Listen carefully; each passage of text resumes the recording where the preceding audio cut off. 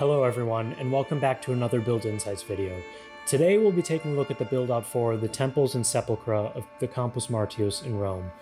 This area includes the temple complexes of Matidiæ and Hadrian, as well as several smaller commemorative tombs and monuments like the Column of Marcus Aurelius.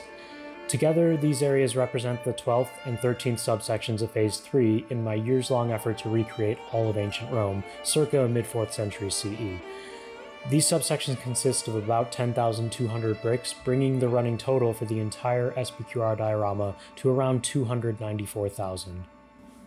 A quick shout out to all my members over on Patreon who help to support my work. These projects take many months to realize, and patrons get to see every stop along the way, like the digital design insights for the temples and sepulchra, which were shared all the way back in March 2025. It's also worth mentioning I don't do ad reads or sponsored content, despite near constant requests, so if you find my work to be valuable and you'd like to return some of that value by becoming a member on Patreon, you'll find a link in the description.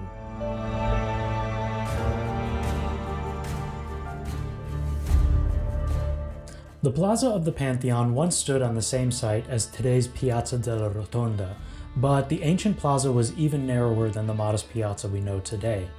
It's good that we're circling back to the Pantheon because, like I mentioned in that previous video, the plaza is one aspect I didn't quite get the chance to discuss. The ancient plaza was a meter or two lower than today and was once paved in gleaming travertine blocks. The portico framing the plaza was also decorated with exotic marbles like giallo antico and might have featured walls adorned with frescoes.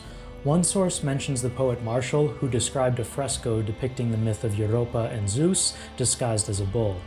This fresco from the Pompeian collections at Museo Archeologico Nazionale di Napoli is a near-contemporary piece that gives us an idea of what this lost work may have resembled. In the modern era, several proposals have been put forward with ideas for expansion, ranging from extending the piazza during the Napoleonic occupation of Rome and a redevelopment on all four sides commemorating Vittorio Emanuele II, to much more radical plans for the Foro Mussolini featuring the Pantheon at its center.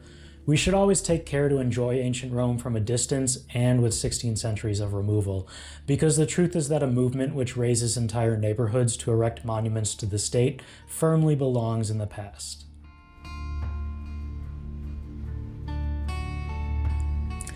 Just next door to the Plaza of the Pantheon, there once stood a temple complex known as the Templum Matidiæ. The complex was built under Emperor Hadrian in honor of his mother-in-law Salonina Matidiæ, who was deified after her death in 119 CE, shortly after Hadrian succeeded Trajan.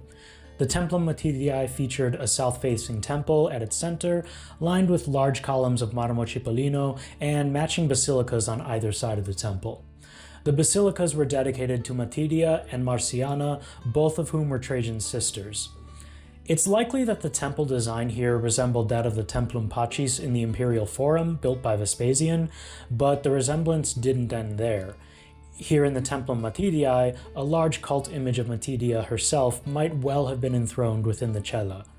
My reconstruction of her cult image features a hairstyle consistent with aristocratic women of the 2nd century, and in her left hand is a Capricorn, an image associated with the gens Ulpia, Trajan's family line, which was used as the insignia for Legio 30 Opia Victrix, the legion which bore Trajan's standard in the Dacian conquests. Like my reconstruction of the Forum of Peace back in Phase 2, this temple also features a removable roof to get a glimpse at the colossal statue within.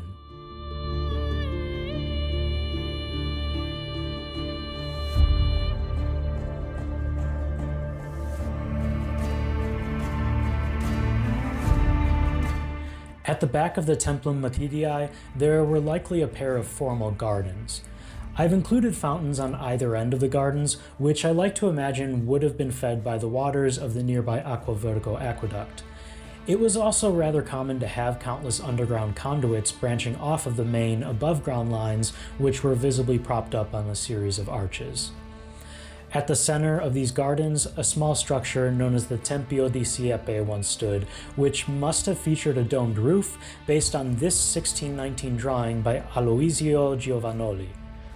This small structure is sometimes thought to have been a sepulchre for Trajan's imperial line, though it's more likely to have been just a small vestibule, since Trajan's and his wife Platina's remains were interred at the base of Trajan's column, and his immediate successor Hadrian built his own enormous mausoleum on the other side of the Tiber, not too far from this site.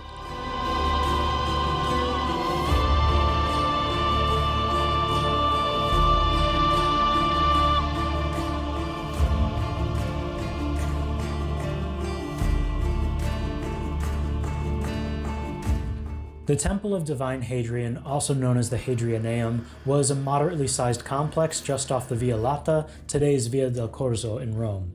The complex was dedicated in 145 CE by Antoninus Pius, several years after the death and subsequent deification of his predecessor, Emperor Hadrian. The temple at the center of the porticus was peripteral, in other words, supported by freestanding columns on all sides. The columns were of marmo proconneso from Marmara Island in modern-day Turkey, and they stood 15 meters tall and 1.4 meters in diameter. We know all this because 11 of these columns along the northern facade of the temple have been preserved and incorporated into the Borsa Valori di Roma, or stock exchange building in Piazza Pietra.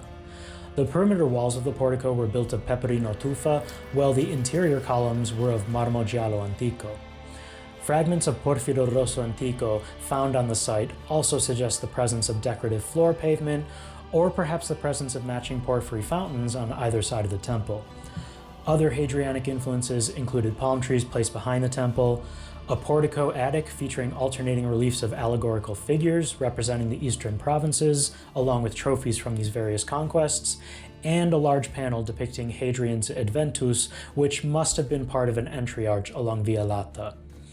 Today, these decorative attic reliefs can be found in Palazzo dei Conservatori of Musei Capitolini, and the large panel from the Triumphal Arch can be found on the wall of the entry staircase at the very same museum.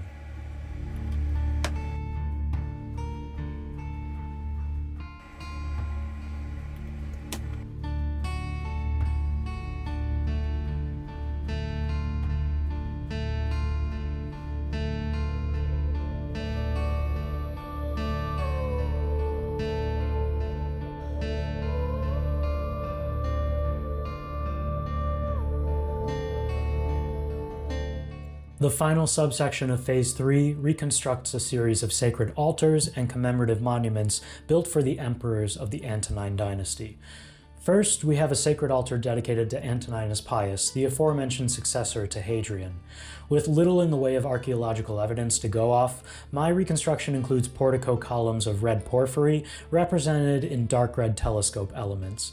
The most notable feature of this enclosure was the column of Antoninus Pius. At nearly 15 meters, or roughly 50 feet in height, the column shaft was unadorned, monolithic red granite. Partial remnants of the shaft were salvaged for the restoration of the nearby obelisk of Augustus under the orders of Pope Pius VI. The restored obelisk was then re-erected in Piazza di Montecitorio in 1792, where it still stands today, barely a few meters from the ancient site on which the column of Antoninus Pius once stood.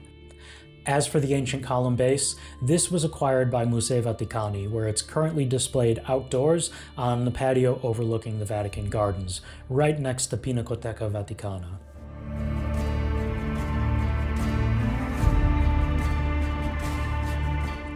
The consecrated area of monuments dedicated to the Antonine dynasty continued with a pair of nearly identical altars, one of which was dedicated to Marcus Aurelius following his death in 180 CE.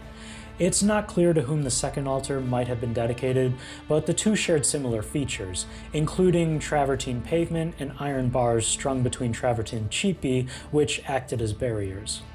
Alongside these two altars were a pair of sepulchra, both of which may have featured round walls containing the burial chambers, topped off by earthen mounds seated with several cypresses. These sepulchra were basically more affordable versions of the mausoleums of Augustus and of Hadrian, which were very close to this site, though reserved for more immediate family members of those respective dynasties. Right next to these were a temple and a commemorative column, both dedicated to Marcus Aurelius, likely by his son Commodus. We've yet to actually locate the temple of Marcus Aurelius, but we know it likely stood across from the well-preserved column bearing his name and deeds in one direction or another. As for the column of Marcus Aurelius, this monument stands tall to this day in Piazza Colonna along Via del Corso. The column features spiraling reliefs depicting the wars fought against German tribes and Sarmatians by the titular emperor.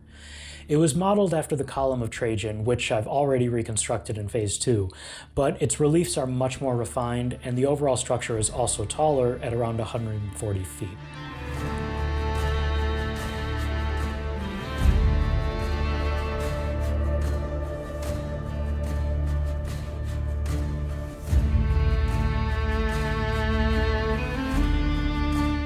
The final reconstruction added to Phase 3 was that of a long rectangular portico alongside the consecrated altars. My primary reference for this overall project has been the Atlas of Ancient Rome by Carandini et al., but it's no stretch to say that the majority of the ancient cities still remains unknown to us.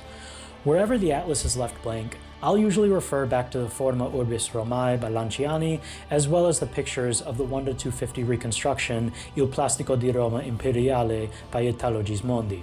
That is, what I actually refer to are the depressingly low-quality images of this famous model, since the Museo della Civiltà Romana, in which it's permanently kept, has been closed since 2014. But in this particular instance, I modeled the portico in question based on Gismondi's reconstruction, and a healthy dose of my own artistic flair with the medium. My 1 to 650 reconstruction will ultimately be much smaller than Gismondi's, but there's no denying the plastic bricks are a far more vivid medium with so much more contrast and subsequent vitality. It's also a bonus that SPQR has been designed to be transported since the beginning and is entirely modular in its construction. All of this hopefully decreases the likelihood that it'll be left gathering dust in a shuttered museum long after I'm gone, and makes it much more likely that in time, it'll be making its way from venue to venue, serving as a vital educational resource rendered in a medium with which just about everyone has an instant connection.